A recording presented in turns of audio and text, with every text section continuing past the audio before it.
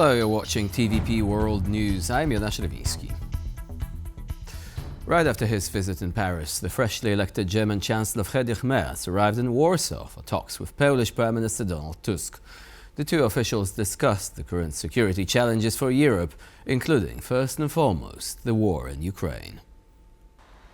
After Berlin's Bundestag fiasco, the new German Chancellor Friedrich Merz is getting down to business. That's what brought him here to Warsaw on Wednesday night to meet with his Polish counterpart, Donald Tusk. The pair held a press conference in the Prime Minister's chancellery behind me, and this is what we heard about Polish-German relations. The fact that on your first day in office you found time to visit both Paris and Warsaw demonstrates very clearly how important Polish-German relations are for the future of Europe and thus for the future of the world, how important a strong Europe is. And Europe will only be strong if we take joint responsibility for it. There is huge potential in the close partnership between Poland and Germany. Germany and Poland are two large members of the European Union. Poland is our big neighbor to the east. And that is why we have reached a very clear agreement that we want to deepen and expand this cooperation between our two countries in the coming years. Poland is one of Merz's first pit stops since he became the Chancellor of Germany, visiting a country that has historically had a tested and strained relationship with Germany. In fact, the latest issues have been around migration and Germany setting up border controls in the Schengen zone. So Donald Tusk made his feelings clear. We have talked about what is a sore point for all countries in the European Union, including Germany and Poland, namely the migration issue. We have already talked about it more than once. This topic evokes emotions, legitimate emotions, fears, and also directly affects the political fate not only of Germany and Poland, but of Europe as a whole. The war in Ukraine is also top of Friedrich Merz's mind. Earlier, he was in Paris at the Élysée Palace, sitting down with French President Emmanuel Macron, and it was there where he struck a cautious tone about what security guarantees in Ukraine could look like. Until there is a permanent ceasefire and such an agreement with Russia, we cannot say anything about the extent of the security guarantees we are giving Ukraine, because we simply do not yet know the conditions. Merz's shuttle diplomacy comes at a pivotal time, not just because of the war in Ukraine, but also due to America straying from Europe and, of course, Donald Trump's tariff thunder. Friedrich Merz and Donald Trump are set to have their first official phone call on Thursday, as Merz tries to convince Europe and the world that Germany is back. In Warsaw for TVP World, I'm Aaron Darman. Following his visits to Warsaw and Paris on Wednesday, Friedrich Merz is planning to travel to Ukraine soon. In the course of his trip, the German Chancellor is determined to promote a long-term ceasefire with Russia. While in Paris, Merz highlighted that the European Union must help obtain a genuine, long-term truce. Earlier on, Russia announced a unilateral three-day ceasefire around its annual Victory Day celebrations, claiming it would stop military operations during this time. However, Ukrainian President Volodymyr Zelenskyy perceived the move as a theatrical performance, adding that Kiev noted nearly 3,000 violations of Russia's previous so-called Easter ceasefire back in April. And Ukraine's President Volodymyr Zelenskyy reiterated his country's diplomatic proposal for a 30-day ceasefire. In his evening address, Zelenskyy went on to note that so far Russia has offered no response except continued aggression. Earlier on, Moscow announced a three-day unilateral truce from midnight on the 8th of May to midnight on the 11th of May, although Russia's previous track record casts doubt on whether this truce would be genuine. Ukraine's proposal to halt strikes and cease fire for at least 30 days remains on the table. We are not withdrawing this proposal, which could give diplomacy a chance. But from Russia, the world sees no response other than new strikes. This makes it absolutely clear to everyone who is the source of this war. Russia must end its aggression. It will have to do so. It's only a matter of time. War is a loss for everyone, including the aggressor. Sanctions on Russia for this war will be strengthened, and they will be felt. The world's justice system will also do its job. Slowly, perhaps, but what matters is that it's inevitable. Санкції проти Росії за цю війну будуть. US President Donald Trump expressed his dissatisfaction with the situation in Ukraine, telling reporters the administration was, quote, getting to a point where decisions will have to be made. Trump's comments follow remarks by his Vice President, J.D. Vance, who said Russia was asking for too much during the negotiations. Vice President Vance said Russia was asking for too much to end the war. Given that, do you still have confidence that... When did he say that?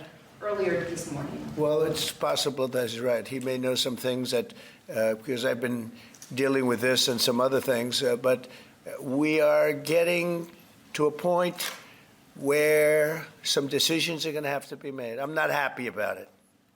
I'm not happy about it. The new German Foreign Minister Johann Vanderthul compared defense of Ukraine to defending the legal foundations of Europe. In an interview with German broadcaster ZDF, Vanderthul noted that if Russia is allowed to move borders by force today, it will do so again in the future. We are aware that Ukraine's success in being able to conduct fair peace negotiations is a success for the whole of Europe. We must not allow such aggression to pass. It must not be successful. We're defending the legal foundations of Europe. We're holding back an aggressor who thinks he can move borders with weapons in the 21st century. We cannot allow that to happen. If it happens once, there is a danger that it will happen more often. It's that simple and clear. We are absolutely consistent in this position. We need the US here. The Americans are an important partner, and we must make it clear to them that what we're defending here is in their interests and that we do it together. The Ukraine Air Force said early on Thursday that a Russian military aircraft launched guided bombs on the Sumy region, marking a third attack carried out during the Kremlin-sponsored ceasefire. Elsewhere, Ukrainian authorities reported that the skies over major cities were quiet, in contrast to the repeated attacks by Russian ballistic missiles and drone strikes recorded in the past months. Russia's three-day ceasefire is intended to mark the 80th anniversary of the defeat of Nazi Germany in World War II. It came into effect at midnight Moscow time. Russia's leader Vladimir Putin is hosting his Chinese counterpart Xi Jinping and other leaders in Moscow. They are due to review a military parade on the capital's Red Square on Friday.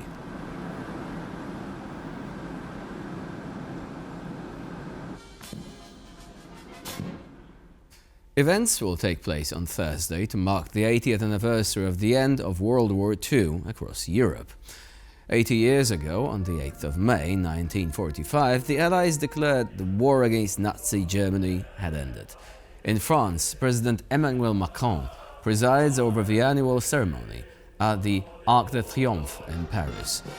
This afternoon, Macron will conduct a review of troops before giving a speech and laying a wreath at the Arc de Triomphe. A minute's silence will then be observed at France's tomb of the unknown soldier.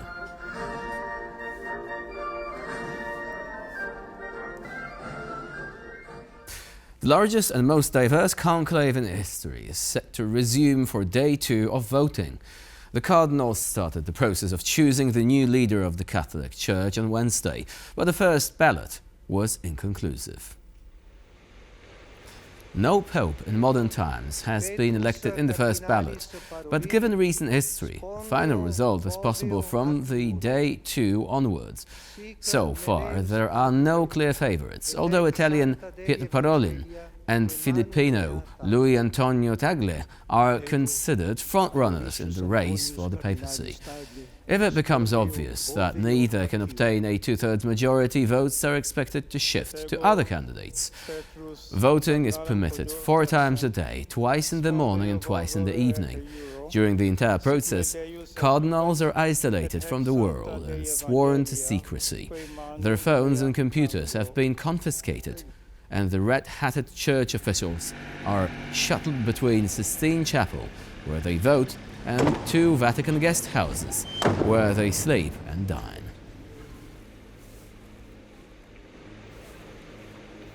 A 2-day meeting of European foreign ministers kicked off in Warsaw, with the talks forming one of the most important events of the presidency of the Council of the European Union. Even though the contents of the deliberations are not made public, the meeting is where crucial decisions are being made on the future of EU foreign policies. Unsurprisingly, one of the key points of the first day's agenda was Ukraine. All eyes are on Warsaw as EU foreign ministers have gathered here for the 2-day informal Gymnich summit. It is one of the most important events of any presidency in the Council of the European Union. The name comes from the location of the first event of its kind. And for Poland, which currently holds the rotating presidency in the Council of the European Union, security is one of the most important issues. Polish Foreign Minister Radosław Sikorski at the Warsaw Security Forum said that it is high time for Europe to take the responsibility for its own safety. Just EU members on a peacetime footing have a joint military budget that is 2.5 times Russia's on a war footing. So deterring Russia should not be beyond our capacity, with some American assistance. The nuclear deterrence, intelligence, targeting information, and so on. These talks are happening right here in the Polish Army Museum and are informal in nature. So what do we know about them? Let's start with what happened here on Wednesday. The UK Foreign Secretary David Lammy has met here with the EU foreign ministers. According to a British MP, they talked a lot about the war in Ukraine. So I think it's threefold. There's firstly a recognition that the new American administration is dialing back from Europe. So how do we handle that? How do we look after our own security? The second one is Ukraine. That war continues on. What are we going to do about it? Are we going to support a ceasefire, or are we going to give them, finally, the equipment, the weapon systems that they need to win? And then thirdly, there's the existential threat that we're now seeing from Russia, this revisionist approach of Putin wanting to expand his influence over Eastern Europe. What are we going to do about that?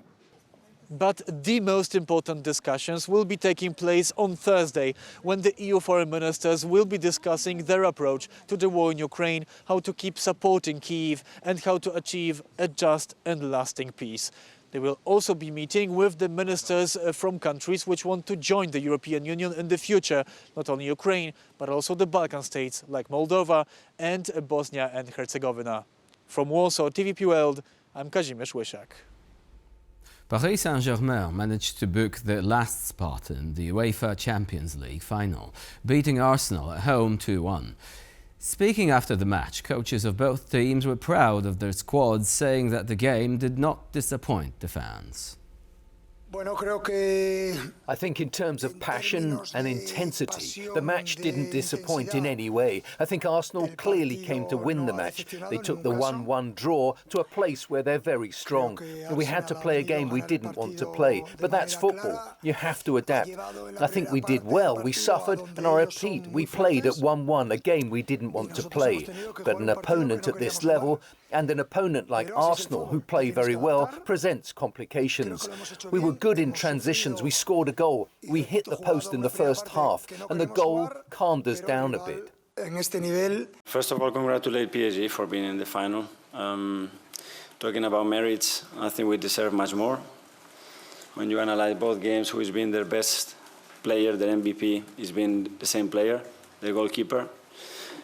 And the Champions League is decided in the boxes, and he's won the game for them, because obviously today, after 20 minutes, and what happened in London as well, the result should have been very different. So I can take a lot of positives, and I'm very proud of the team. And that's all for now. Thank you for watching, and please stay with us here on TVP World for more latest news and updates.